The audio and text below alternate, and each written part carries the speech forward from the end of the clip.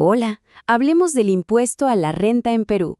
Sí, yo sé, suena a un tema súper denso, casi como un laberinto legal, pero la verdad es que una vez que se entienden sus bases, todo empieza a encajar.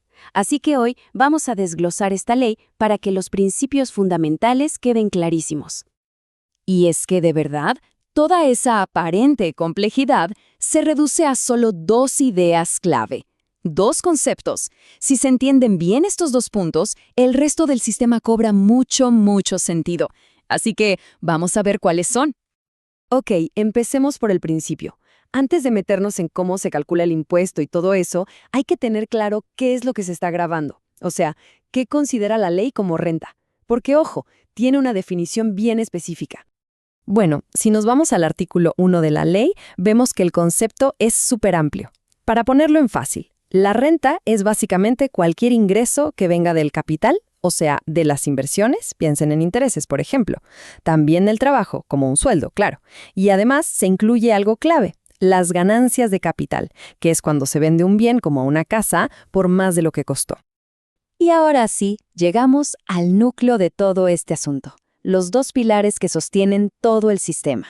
Memoricen esto: domicilio y fuente. Todo gira en torno a estas dos palabras. Básicamente, las preguntas clave son: ¿dónde vive la persona y dónde se generó ese dinero? De la respuesta a esto depende todo lo demás. Y aquí está la diferencia, que es gigante. Mucha atención. Si la ley considera a alguien domiciliado en Perú, esa persona paga impuestos sobre su renta mundial. Sí, de todo el mundo. Pero si es no domiciliado, la cosa cambia. Solo paga impuesto por la renta que se genera aquí, en Perú, o sea, la renta de fuente peruana. La diferencia, como ven, es abismal y es la clave de todo. Ok, entonces la pregunta del millón es: ¿a quién considera la ley como domiciliado? Porque no es tan simple como tener una dirección en Perú, ¿eh? Hay criterios bien específicos que hay que cumplir. La respuesta está en el artículo 7. A ver, en resumen, se consideran domiciliados a los peruanos que viven en el país, lógicamente. También las empresas que se crearon aquí, e incluso algunos funcionarios peruanos que trabajan fuera. Pero aquí viene un punto importantísimo para los extranjeros. Se adquiere la condición de domiciliado para fines de impuestos después de vivir en Perú por 2 años seguidos. El proceso para una persona extranjera es súper directo, como se ve. Reside en Perú, cumple esos 2 años de forma continuada y ¡listo! Automáticamente para la ley tributaria ya es domiciliado. Y el cambio es inmediato, ¿eh? A partir del siguiente año fiscal ya tiene que declarar y pagar por su renta de todo el mundo. Muy bien, ya cubrimos el primer pilar, el domicilio. Ahora vamos con el segundo, la fuente. Ya entendimos quiénes pagan y sobre qué base. La pregunta ahora es: ¿qué es exactamente la renta de fuente peruana? Esto es súper importante, sobre todo para los no domiciliados, claro está. El ejemplo más claro, que menciona el artículo 9, es el de los predios. Cualquier ingreso que venga de un inmueble que está en Perú es renta de fuente peruana. Punto. Ya sea por el alquiler o por la venta de esa propiedad. Aquí se pone un poco más interesante. La ley también habla de ingresos por capitales o bienes que se utilizan económicamente en el país. ¿Qué significa esto? Bueno, un ejemplo clásico: los intereses de un préstamo. Imaginen que una empresa en Perú le pide un préstamo a alguien en el extranjero. Esos intereses que paga la empresa peruana se consideran renta de fuente peruana porque el capital se usó aquí. Este es facilísimo de entender. Si el trabajo se hace físicamente en territorio peruano, no importa más nada. No importa quién pague ni desde dónde pague. Si el servicio se prestó aquí, es renta de fuente peruana. Y para cerrar los ejemplos tenemos los dividendos. La regla es simple: si la empresa que paga los dividendos fue creada en Perú, esas ganancias son de fuente peruana. Da igual si el accionista vive en Lima, Nueva York o Tokio. Perfecto.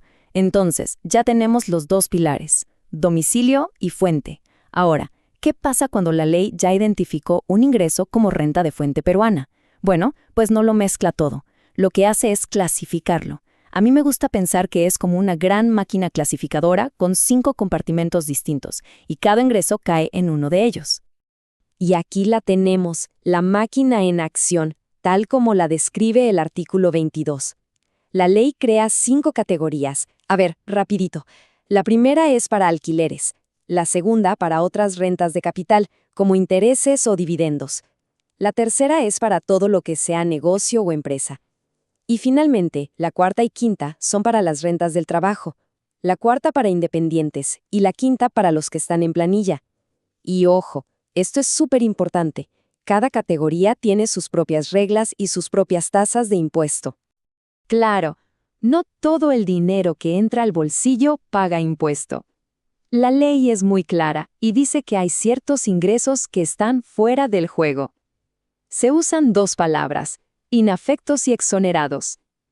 Inafectos significa que, para la ley, eso ni siquiera es renta.